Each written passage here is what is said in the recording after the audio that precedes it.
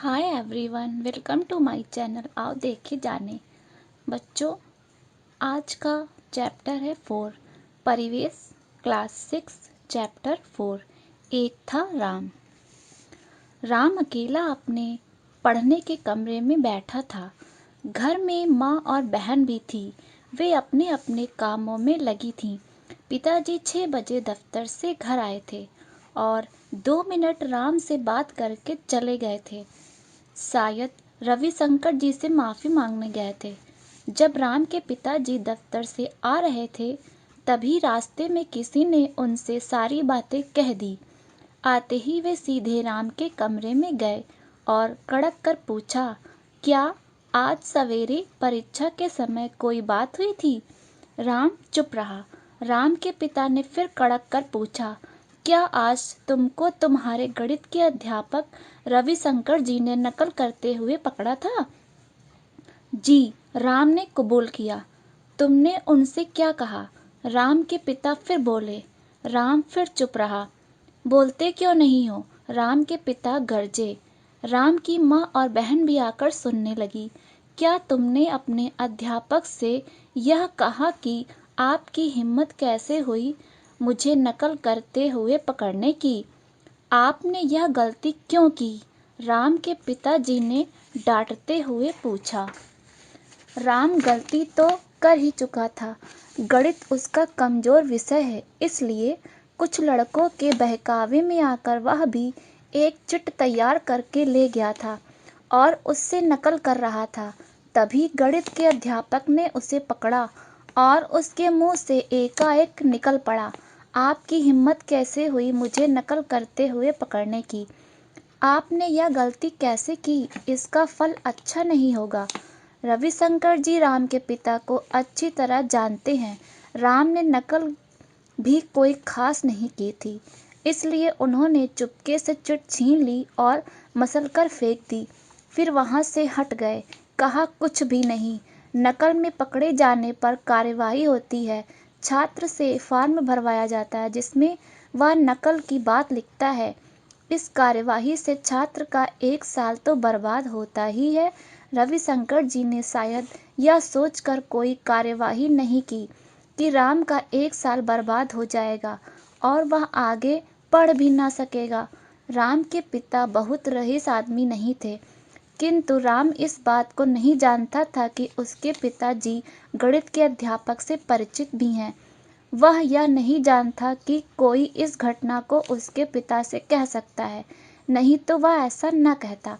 ऐसा दोष उसमें कुछ ही दिनों से आया था, संग सोहबत के कारण, नहीं तो वह ऐसी गलती ही न करता। तुम्हें शर्म आनी चाहिए अपने व्यवहार पर। मैं नहीं सोचता था कि तुम ऐसे हो।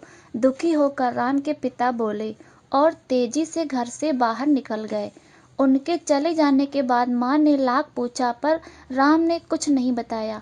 हार कर उसकी माँ रसोई में चली गई। उन्हें खाना बनाना था। बहन बहुत छोटी थी, वह पूछती भी क्या।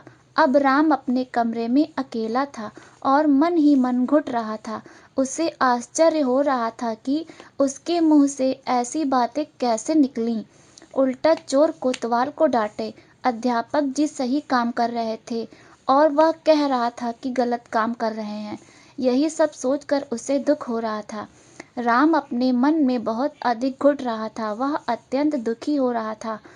एक ऐसे अध्यापक का अपमान करके जिनका कॉलेज में सभी सम्मान करते हैं। राम सोच रहा था, मैंने अपने अध्यापक का अपमान किया, पर उन्होंने नकल वाली पर्ची अवश्य ली, किंतु मुझे निष्कासित होने से बचाया। यदि वे चाहते तो फॉर्म भरवा लेते और तब मेरा 1 साल बर्बाद हो जाता।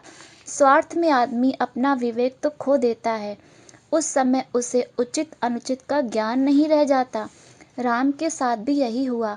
अब एकांत में वह यही सोच रहा था कि अपने गुरु का अपमान करते समय वह अपना विवेक खो बैठा, जबकि वे अपना कर्तव्य पूरा कर रहे थे।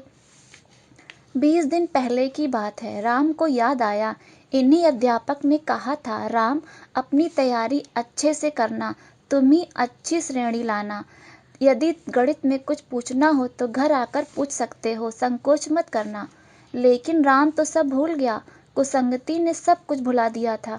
यह कुसंगति थी भानुशंकर की, त्रिभुवन की और मोहन की। ये तीनों वे विद्यार्थी थे जिन्हें पढ़ने लिखने से कुछ मतलब नहीं था, घर से संपन्न थे, नौकरी करनी नहीं थी, इसलिए यह भी चिंता नहीं थी कि मेहनत से पढ़ें। अपनी अपनी कार में पढ़ने आते थे, नौकर साथ में आता था और कॉलेज में भी कोई न कोई शरारत ही करते रहते थे। धनी होने के कारण प्रधानाचार्य भी इनके घरवालों से थोड़ा दबते थे और कुछ अध्यापक भी। प्रधानाचार्य के दबने का कारण तो यह था कि जब कॉलेज की इमारत बन रही थी तो इनमें से दो लड़के के दादा ने कॉलेज को काफी धन दिया था। वास्तव में वे अच्छे लोग थे। इन भानुशंकर, त्रिभुवन या मोहन की तरह बुरे विचार वाले नहीं थे। करीब 1 घंटा बीत गया। माँ फिर आई। चलो खाना खा लो, जो हुआ सो हुआ। तुमने गलती की है, अपने अध्यापक का अपमान नहीं करना चाहिए। मैं खाना नहीं खाऊंगा। राम रो पड़ा। मैंने सचमुच बहुत बड़ी गलती की है। मैंने अध्यापक का अपमान किया है। मैं मुंह दिखाने लायक भी नहीं रहा। मैंने कितनी बड़ी गलती की है। राम फूट फूट कर रोए जा रहा था। बेटे को रोता देखकर माँ भी रो पड़ी। बहन की भी आंखों में आंसू आ गए।